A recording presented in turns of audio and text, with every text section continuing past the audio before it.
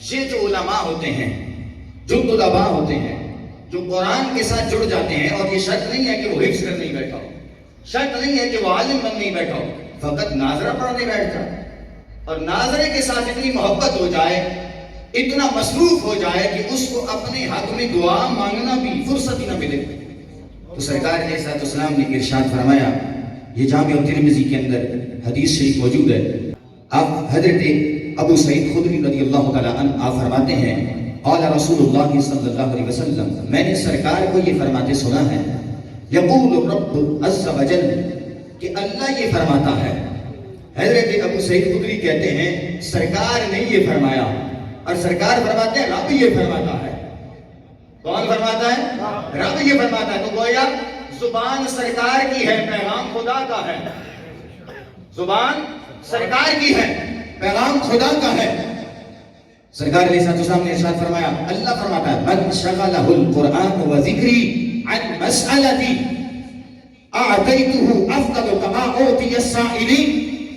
اللہ فرماتا ہے جو میرے قرآن اور میرے ذکر کے اندر مصروف ہو جائے، جو میرے قرآن اور میرے ذکر کے اندر مصروف ہو جائے، اور یہاں تک کہ اتنا مصروف ہو جائے کہ اس کو اپنے حق میں دعا مانگنے کی فرصت بھی نہ ملے، تو اللہ فرماتا ہے میں اس کو مانگنے والوں سے بھی بہتر عطا فرما دیتا ہوں۔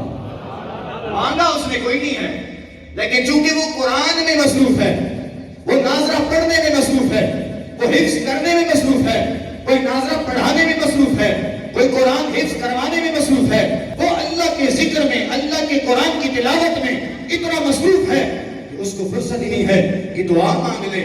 اللہ فرماتا ہے وہ نہ بھی مانگے، ہم مانگنے والوں سے بھی بہتر اس کو بن مانگے عطا فرما دیتے ہیں۔ کیوں فرماتے ہیں؟ فرما وَفَضْلُ كَلَامِ اللَّهِ عَلَى سَائِرِ الْكَلَامِ كَفَضْلِ اللَّهِ عَلَى خَلْقِهِ۔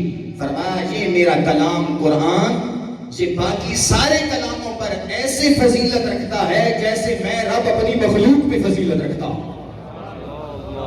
یہ میرا کلام قرآن بقیہ سارے کلاموں پر ایسے فضیلت رکھتا ہے جیسے میں رب تمام مخلوقات پر فضیلت رکھتا ہوں۔ فرمایا جو قرآن سے جڑ جاتا ہے مانگتا نہیں، ہم بن مانگے ہی عطا فرما دیتے ہیں۔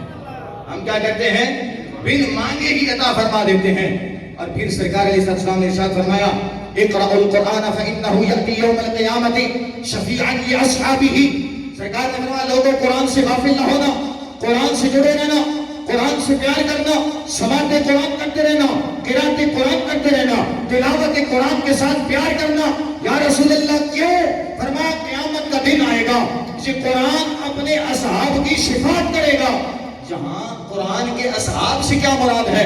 فرمایا قرآن کے اصحاب سے مراد یہ ہے کہ وہ لوگ جو قرآن سے پیار کرتے ہیں، وہ لوگ جو قرآن کی تلاوت کرتے ہیں۔ تو اس واسطے اگر کوئی یہ چاہتا ہے قرآن قیامت والے دن میری شفاعت کرے، میری بخشش کروائے، میری نجات کا چھٹکارے کا سبب بن جائے، تو اس کو چاہیے کہ قرآن سے بھی پیار کرے، قرآن والوں سے بھی پیار کرے۔ اور سرکار علیہ السلام نے ایک اور مقام پر ارشاد فرمایا، ان هذه القلوب تستو كما يستو الحديد۔ فرمایا یہ جو انسان کے دل ہیں یہ بھی لوہے کی طرح ہوتے ہیں، جس طرح لوہے کو زنگ لگتا ہے اسی طرح دل بھی میلے کچیلے ہو جاتے ہیں، یہ بھی بجھ جاتے ہیں، مر جاتے ہیں، ان پر بھی گناہوں کی آلودگی چڑھ جاتی ہے۔ جس طرح لوہا زنگ آلود ہوا ہے اسی طرح دل بھی زنگ آلود ہو جاتا ہے۔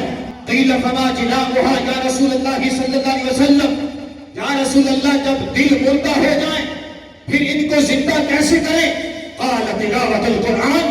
سرکار نے فرمایا لوگوں سنو، لوہے کو زنگ لگ جائے، لوہے کو صفائی کرنے کے لیے ہاتھ کافی ہو جاتا ہے، ہاتھ پہنچ جاتا ہے، لوہا صاف ہو جاتا ہے، لیکن دل سینے کے اندر موجود ہے، دل کے اندر ہاتھ نہیں جاتا، سینے کے اندر ہاتھ نہیں پہنچتا۔ قال تلاوت القرآن۔ میرے صحابہ یہ پوچھتے ہو کہ جب دل مردہ ہو جائیں دلوں کو زندہ کیسے کریں؟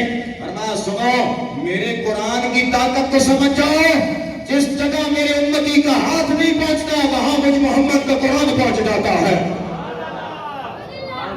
جس جگہ پر امتی کا ہاتھ نہیں پہنچتا وہاں مجھ محمد کا قرآن پہنچ جاتا ہے۔ کون کون نیت کرتا ہے وہ قرآن پڑھیں گے؟